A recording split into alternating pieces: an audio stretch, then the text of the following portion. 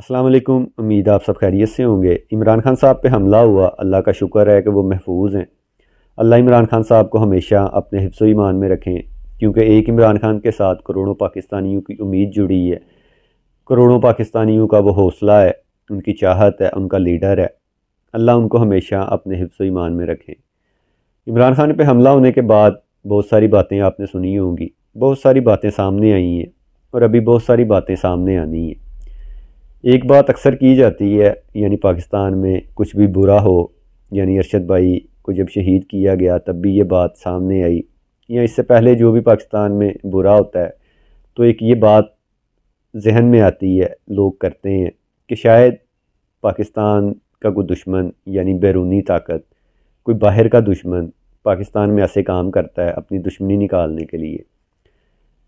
تو میں آپ لوگوں کو اس قابل نہیں سمجھتا، یعنی میرے ملک کا جیسا نظام ہے، میرے ملک میں جیسا انصاف کا نظام ہے، جیسا قانون کا نظام ہے، ہر طریقے کا جو نظام بنا ہوا ہے فی الحال میرے ملک میں، مجھے تو نہیں لگتا کہ ہم لوگوں کو باہر کے کسی دشمن کی ضرورت ہے، یا ہم لوگ اس قابل ہیں کہ ہمیں کو باہر سے ٹارگٹ کرنے کی جرات کرے یا اسے کوئی ضرورت ہو۔ جہاں پہ ٹگے ٹگے پہ بکنے والے لوگ موجود ہوں، جہاں پہ ضمیر فروش لوگ موجود ہوں، جہاں پہ چند پیسوں کے لیے خودداری کو بیچ دیا جائے، ڈالرز کے لیے اپنے ملک سے غداری کرنے کے لیے لوگ تیار بیٹھے ہوں، آپ لوگوں کو کیا ضرورت ہے باہر کے دشمن کی؟ ہم لوگ خود بہت بڑے دشمن ہیں اپنے ملک کے۔ ہم لوگوں نے اپنے ملک کا جو بیڑا غرق کیا ہوا ہے یہ ہم نے کیا ہے۔ آپ کبھی بھی نہ سوچا کرے کہ آپ اس قابل ہو کہ آپ سے باہر کی کوئی طاقت دشمنی کرے گی۔ کم از کم انسان میں خودداری ہونی چاہیے، وہ اپنے ملک سے محبت کرتا ہو، اپنے ملک کو کامیاب کر رہا ہو یا اپنی عوام کو کامیاب کر رہا ہو، ایک قوت بن رہی ہو، اس ملک سے دشمنی کرتے ہیں لوگ، اس کو گرانے کی کوشش کرتے ہیں۔ تم لوگ تو پہلے ہی اتنے گرے ہوئے ہو، تم لوگوں کو کوئی کیا گرائے گا؟ لوگ اتنے فارغ نہیں بیٹھے ہوئے کہ تم جیسے لوگوں سے دشمنی کریں۔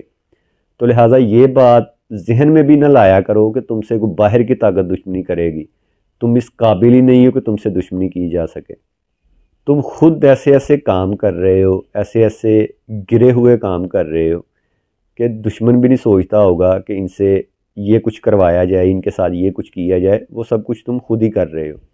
دشمن بھی اتنا برا نہیں سوچتا ہوگا جتنا برا تم کر رہے ہو یا کر سکتے ہو۔ جیسی گندی اور گھٹیا ہم لوگوں کی سوچ بن چکی ہے نا، ہم لوگ اپنے ملک کے ساتھ، اپنے لوگوں کے ساتھ جو کچھ کر رہے ہیں، دشمن تو یہ سوچ بھی نہیں سکتا، بھلے وہ جتنا مرضی گھٹیا ہو، اس کی سوچ سے زیادہ گھٹیا کام میرے ملک میں پہلے سے ہو رہے ہیں۔ تو لہٰذا یہ سوچنا بند کر دو کہ تم سے باہر کی کوئی طاقت دشمنی کرتی ہوگی۔ عمران خان صاحب پہ حملہ ہوا، یعنی خان صاحب پہلے بھی مختلف تقاریر میں، جلسوں میں اس بات کا ذکر کرتے تھے کہ بند کمروں میں بیٹھ کے میرے قتل کا منصوبہ بنایا گیا ہے، مجھے کسی بھی وقت مارا جا سکتا ہے۔ خان صاحب ایسا کیوں کہتے تھے، یا ان کو کیسے پتہ چلا کہ یہ سب کچھ ہو سکتا ہے یا ہوگا؟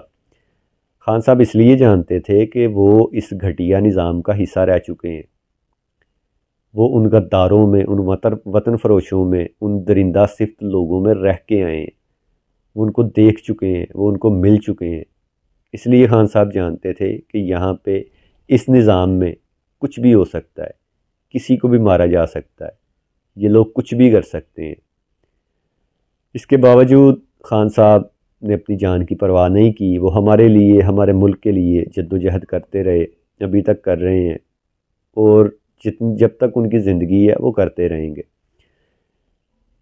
ان بدبختوں نے اپنی تاریخ ہے اس کو دہراتے ہوئے، یعنی یہ لوگ پہلے بھی یہ سب کچھ کرتے رہے ہیں نا، پاکستان میں کوئی بھی عوامی لیڈر آئے، کوئی بھی وطن سے محبت کرنے والا بندہ ان کو دکھ جائے، ان کو لگے کہ یہ اقتدار میں آ گیا تو یہ اپنے ملک کے بارے میں سوچے گا یا اپنی عوام کے بارے میں سوچے گا، تو یہ لوگ اس کو ختم کر دیتے ہیں۔ یہ ایسی کوششیں پہلے بھی کرتے رہے اور ان کوششوں میں یہ کامیاب بھی ہوتے ہیں، یعنی یہ کوئی بھی خوددار لیڈر کو ٹکنے نہیں دیتے، یا تو اس کو اقتدار میں نہیں رہنے دیتے، یا اس کو پھانسی دے دیتے ہیں، یا اس کو قتل کر دیتے ہیں۔ یہ ان کی تاریخ ہے، اس کو یہ دوبارہ رقم کرنے لگے تھے اور اپنے راستے کا پتھر یعنی عمران خان اس کو ہٹانے کی کوشش کی، اور یہ کوشش انہوں نے اس لیے کی کیونکہ یہ پہلے کامیاب ہوتے رہے ہیں، لیکن اس دفعہ ان کی بدقسمتی اور ہماری خوش قسمتی کہ یہ کامیاب ابھی تک نہیں ہو سکے اور انشاءاللہ نہیں ہوں گے۔ یہ لوگ ایسا کرتے کیوں ہیں؟ یعنی یہ کیوں کسی خوددار لیڈر کو اقتدار میں نہیں آنے دیتے، کسی ایسے لیڈر کو حکمرانی نہیں دیتے، یا اسے حکمران بننے کے بعد بھی ہٹا دیتے ہیں؟ ان کو تکلیف کیا ہے؟ یہ کیوں نہیں چاہتے؟ یہ اس لیے نہیں چاہتے کہ یہ لوگ پاکستان کو کامیاب ہوتے دیکھنا ہی نہیں چاہتے۔ یہ نہیں چاہتے کہ ہمارا ملک کامیاب ہو یا ہمارے لوگ کامیاب ہو۔ ان کو صرف اپنی آسائشوں سے مطلب ہے، یہ اپنے آرام کے بارے میں سوچتے ہیں، یہ اپنے نظام کے بارے میں سوچتے ہیں، اور یہ اپنا نظام چاہتے ہیں، انہوں نے بنایا بھی ہوا ہے۔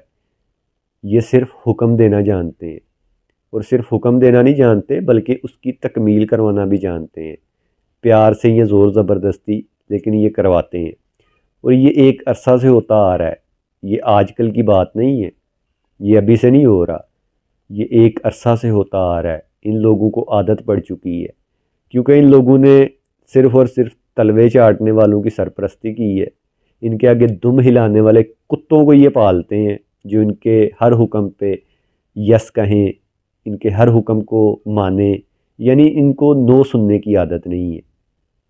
یہ اپنا نظام چاہتے ہیں، اپنے حکم کی تکمیل چاہتے ہیں، اس لیے یہ نہیں چاہتے کہ اس ملک میں کوئی ایسا لیڈر اقتدار میں آئے، کوئی ایسا بندہ اقتدار میں آئے جس میں خودداری ہو، جو اپنے ملک کے بارے میں سوچتا ہو، جو اپنی عوام کے بارے میں سوچتا ہو۔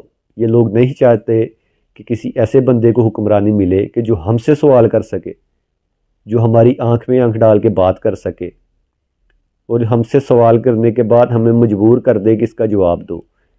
یہ لوگ ایسا نہیں چاہتے۔ یہ لوگ کبھی بھی نہیں چاہتے کہ ان لوگوں سے کوئی جواب طلبی کرے، ان لوگوں کا کوئی احتساب کرے، ان سے حساب لیا جائے۔